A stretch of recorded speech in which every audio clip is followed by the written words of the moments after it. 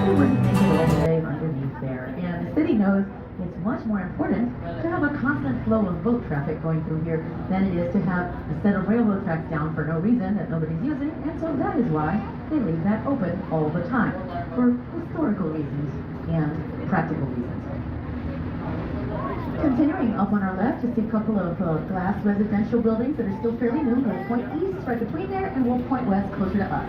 Now, how do I know a building is residential? There's a few clues. You'll see that this one has balconies all up and down the side. You'll see, well, the weather's nice right now. A lot of them have their windows open. That's another good clue there. And you can't tell right now, but in the evening when the sun is shining in, a lot of them have their blinds down, just like you would at your own residence. So those are all good ways to tell when a building is residential. This one you can see is kind of set back from the river. They do that. You'll notice that all of the newer buildings around here are set back from the river. That's actually a law since 2004, so that the public can always access the river itself. Now, everybody, eyes up and cameras up.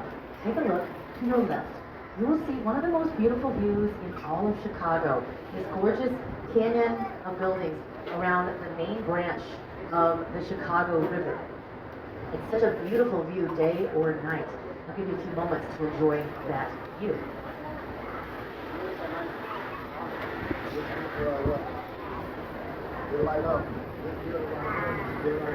Captain. Captain. Captain, where's the South Branch?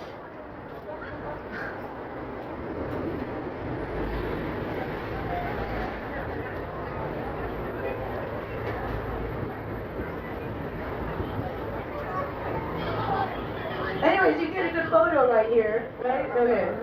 He was doing that so we could all get a good view of the river. It was a nice favor that he did for us.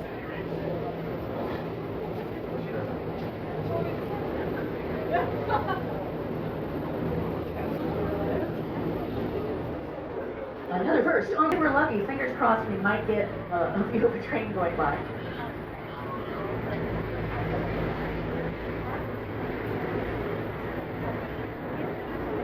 Straight ahead of us, you're going to see a tall glass tower on 150 North Riverside Plaza. And you see how this one comes down to a V shape right there, right? So that is, the base of this building is about the same width as the boat that we are on right now. How does this tall building not just blow over on a windy day? Well, it has caissons, which are steel and concrete columns that extend down to the bedrock to hold it into place. There's always fun stuff going on in the river every day. All right, not that exciting. All right, now this building has a fun feature. Everybody look up right now. You'll see the reflection of our boat in those mirrored glass windows. You might even be able to find yourself if you wave, say hi me. I find myself by wearing a bright neon orange jacket. That's why I bring that with me. Yeah, or in case it gets cold too. This building also has 12 giant tanks of water near the top called inertial slosh dampers. So whenever the building sways a little bit, the water sloshes, and that actually brings it back to center more quickly. Take a look to your left, and you will see, oh, you see a barge coming through. That's exciting, because you don't see that necessarily every day. It'll pass right by us. It's full of stuff. All right, we can say hi. So they're carrying raw materials, and they're going, you can tell they're full because they're very low. Oh, that one carrying a liquid in there. And so what these can do, these can carry as much as 70 tractor-trailer trucks loads worth of raw materials. And that actually keeps a lot of traffic on the road, and it's more economical. And they're carrying it out that way because we're in kind of a building boom right now. So they're building more and more things up on the North Branch right now. Now, right next to us up ahead, let's see this big giant throne-shaped building. That is the Civic Opera House. The Civic Opera House has, of course, an opera inside, which occupies about a third of the building inside. And so you can see the middle of the flat part.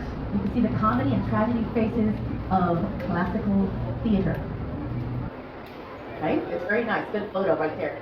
You can see also right there the big lettering. Read that lettering very carefully. It says Civic Opera the Building. They didn't have spell check back then. Just kidding. They did it on purpose to look like ancient Rome. And like in Latin has the B's instead of the U's. They're going for the classical look. Also Art Deco, very classical looking.